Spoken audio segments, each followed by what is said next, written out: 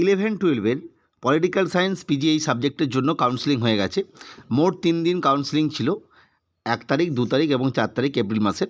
আর মূলত আজকে আমরা টোটাল 3 দিন কাউন্সেলিং শেষে কত ভ্যাকেন্ট থাকলো, অবশ্যই এটা ক্যাটাগরি ওয়াইজ নয়, টোটাল ভ্যাকেন্সি। ফলে যার ক্যাটাগরি ওয়াইজ জানতে ইচ্ছা তারা ভিডিওটি স্কিপ করতে পারো, কারণ ক্যাটাগরি ওয়াইজ এই ভ্যাকেন্সি তৈরি করা খুবই কষ্টসাধ্য, মানে অনেকটা সময় লাগবে। আমি তোমাদের শেয়ার করেছিলাম সেই ভিডিও। যারা যে ক্যাটাগরির আর কি, অর্থাৎ যে সোশ্যাল ক্যাটাগরি এবং যে জেন্ডারের বা যাদের মাল্টিপল ক্যাটাগরি যাই হোক না কেন, সেক্ষেত্রে কীভাবে বার করবে কাউন্সেলিংয়ের পরে সেটা কিন্তু বলে দিয়েছিলাম, একটু চাইলে দেখে নিতে পারো। কারণ ক্যাটাগরি হিসাবে এই ভ্যাকেন্সি 202টা কাদের সেটা কিন্তু খুবই কষ্টসাধ্য, অনেক সময় লাগে। যাই হোক, যদি আমরা দেখি তাহলে সেক্ষেত্রে দেখব যে 1 তারিখে টোটাল ভ্যাকেন্সি ছিল 105টা, আমি পূর্বে আলোচনা করেছিলাম, এর মধ্যে একটাও অ্যাবসেন্ট ক্যাটাগরি থেকে আসেনি।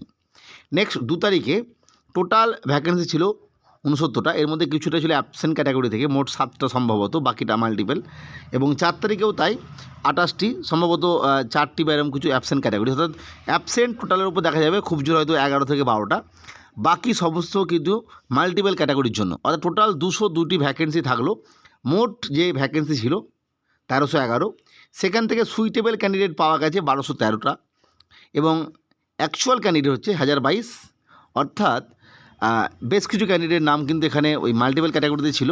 স্কুল ব্লক হয়েছে 1011টা, অর্থাৎ যেটা আমি বললাম পূর্বে যে 11টি স্কুল আর কি অ্যাবসেন্ট ক্যাটাগরির জন্য হয়েছে, অর্থাৎ বাকিগুলো মাল্টিপল। যাই হোক, এইগুলো বিষয়।